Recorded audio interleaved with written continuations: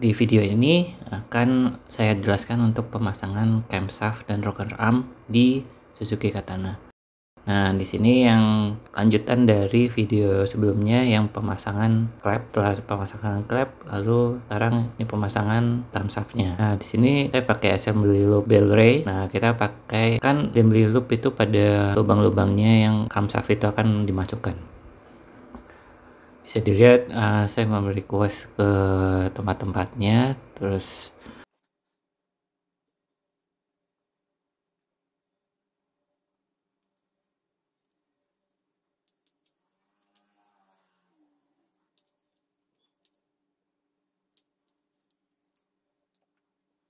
dioles aja satu-satu dan lubang-lubangnya itu, lalu pakai tangan secara manual dioleskan. Ini saya nggak pakai sarung tangan sih, lebih gampang sih yang saya rasa, tapi ya terserah kalian ini mau caranya gimana itu bisa. Lalu saya pakai tangan tuh dioles-olesin di bagian lubang-lubangnya. Camshaft itu nanti duduk di bagian lubang-lubang ini, lalu di bagian celah-celahnya ini juga ya, supaya besinya nanti dari camshaft itu dia nggak langsung berbenturan dengan silinder headnya. Jadi istilahnya ada kayak pelumasnya gitu, jadi nggak langsung ke titik besi-besinya, aluminiumnya sih maksudnya. Nah, ini di bagian lubang-lubang satunya ini biasanya disebut sulingnya, itu juga nanti kita pemasangannya setelah pemasangan camshaftnya. Kenapa sih gunanya untuk assembly loop ini? Jadi dia nggak bikin lecet-lecet nanti di bagian sulingnya. Nanti kalau lecet-lecet kita harus halusin lagi akhirnya. Nah, ini saya satu-satu memberikan assembly loop.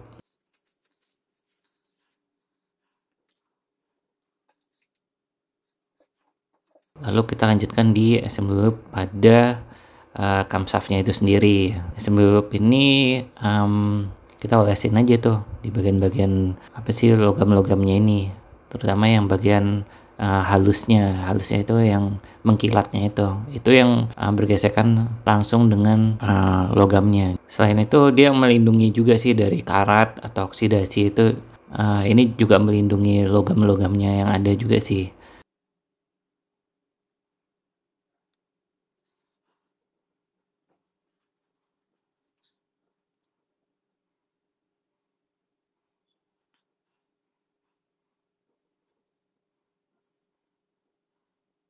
Nah, ini saya oleskan perlahan pada camshaftnya. Itu nanti terutama yang bergesekan pada rocker armnya. Nah, ini saya olesin aja perlahan.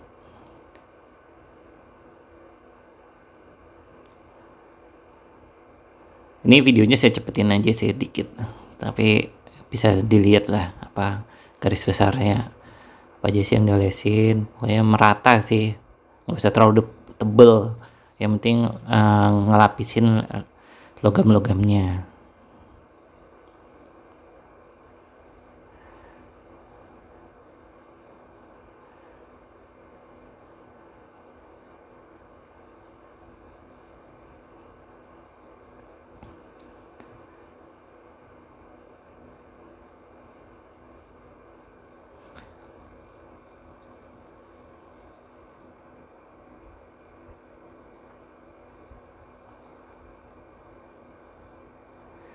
Itu saya sampai ke celah-celahnya sih.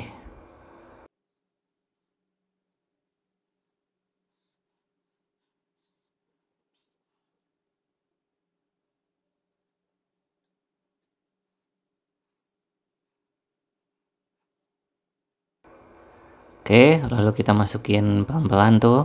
Ingat yang satunya masukin berlahan, ujungnya itu yang nggak ada gearnya ya, lalu itu masukin pelan-pelan.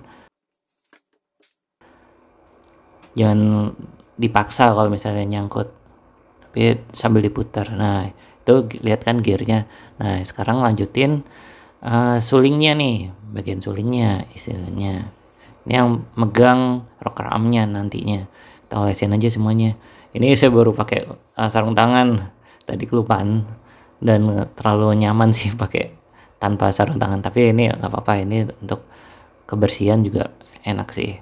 Nah, ini kita masukin pelan-pelan, masuk satu. Oke, habis itu kita mulai siapin tuh pelatuk, lalu kita beri assembly loop di bagian titik-titiknya yang bergesekan dengan logam. Sambil dilihat ya posisi camshaftnya supaya netral pada pelatuknya. Nah, ini pasang pelatuknya, dorong. Setelah itu masukin pairnya. Kalau pelatuk dan pairnya ini sih random aja sih, nggak perlu ditandain saat pelepasan sebelumnya, dan pemasangannya itu random aja, nggak apa-apa. Terus lanjutin lagi kayak tadi pelatuknya, lalu di assembly loop. Ini misalnya kurang assembly loop, bisa pakai oli mesinnya 10W40 itu udah recommended lah. Lalu pasang lagi, dorong pelan-pelan. Oke, berhenti di sini, ambil pelatuk, olesin assembly loop. Habis itu setelah semuanya terolesi, itu juga ngelindungin. Saya sih kayak olesin semua sih. Jadi kemungkinan ini agak nyimpan lama sih, jadi ngelindungi logamnya juga. Nih, masukin pairnya, lanjut dorong pelan-pelan. Kalau ada kurang assembly loop atau apa, tinggal masukin aja. Nah, ini olesin lagi, pasang. Ini saya olesin semua sih, terus pasang, dorong.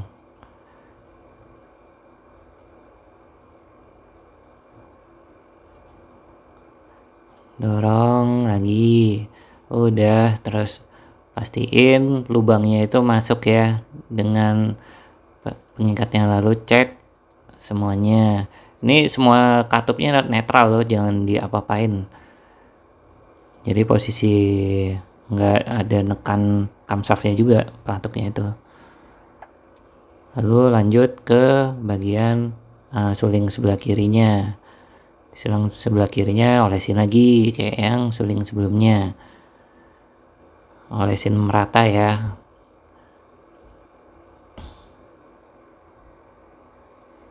Oke, habis itu masukin pelan-pelan. Ingat, posisinya dipasin dulu tuh lubang-lubangnya. Kalau udah benar, baru masukin.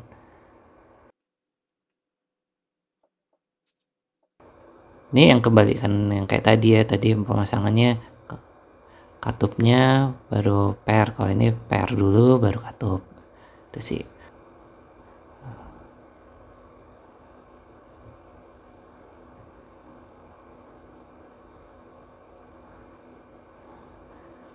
Ini saya nggak cut video supaya kelihatan aja semuanya, jadi lebih enak untuk pemasangan nantinya. Lalu ini dorong ya.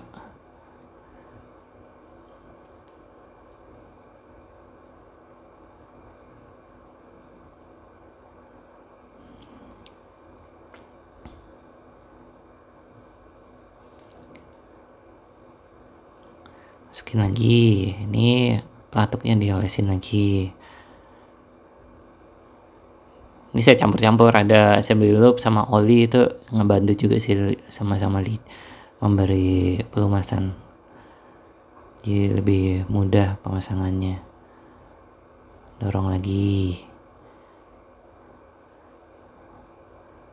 Oke, kalau mentok agak diputar, tarik lagi, dorong lagi, terus dikasih oli lagi, oli mesin loh ya.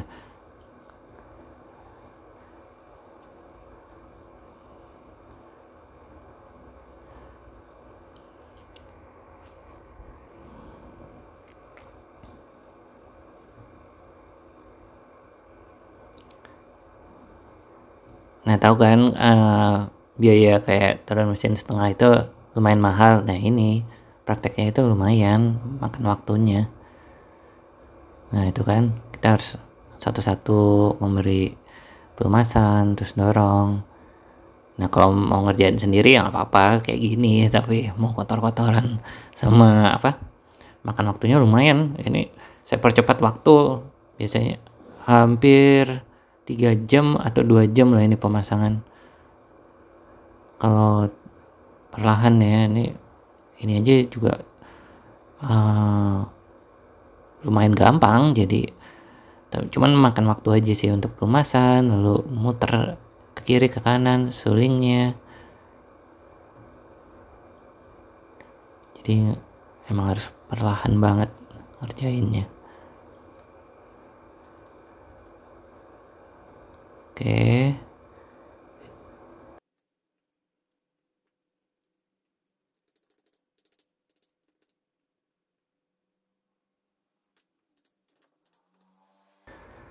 Oke, sekarang masukin cincinnya nih, jangan lupa untuk penahan camshaftnya supaya nggak lari.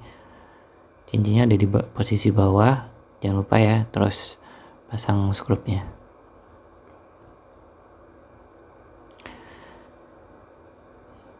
Ini pemasangan standar aja, nanti setelah udah confirm baru pemasangan dikuatin. Itu saya udah tandain, jadi sebelum pemasangan itu kekuatan torsinya berapa itu tandain aja. Terus sekarang dikencengin lagi sesuai waktu ngelepasnya. Pengaman sih itu emang harus ada. Lalu dilanjutin ini untuk pemegang suling-sulingnya itu, karena tangan saya kotor tadi ya, ganti sarung tangan. Kalau bisa sebersih mungkin. Habis itu melakukan pemasangan pada setiap suling-sulingnya.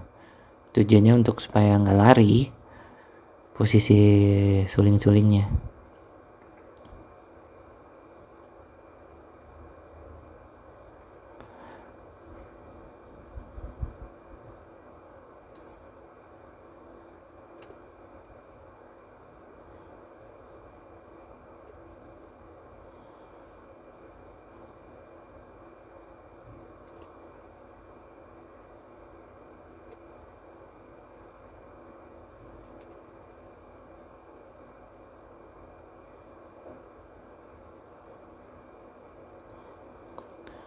Ya, mulai pemasangan, yang penting nyambung aja, nempel, nggak usah terlalu kuat. Itu udah di bagian sebelah kirinya tadi. Ini siapin untuk pemasangan selanjutnya.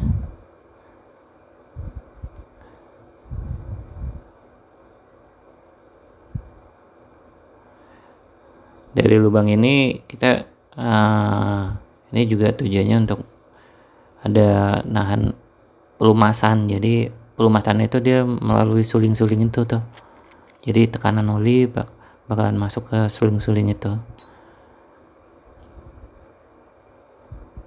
Jadi kalau salah masang ya oli-olinya ntar nggak masuk ke lubang-lubang itu. Nah ini saya masukin oli-oli sebagian. Nah situ baru dikencengin.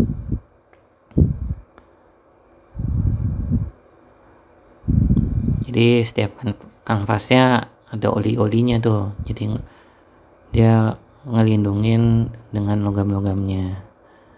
Nah ini saya bersihin dari assembly loop yang berlebihan lah. Ini sih tinggal bersihin aja supaya rapi. Setelah membersihkan ini, pinggir-pinggirnya bisa dilanjutin dengan torsi sih, kunci torsi, atau yang sebelumnya pemasangannya gimana itu kekencangannya ada tandanya, tinggal dikencengin sesuai tanda yang kita udah buat sebelumnya.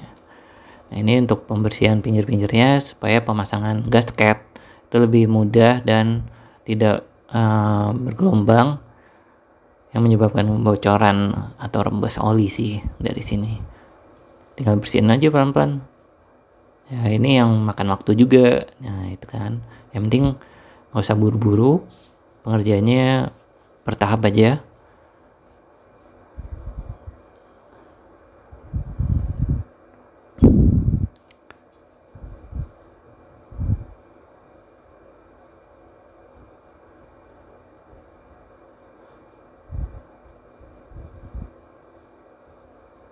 Oke, sudah selesai.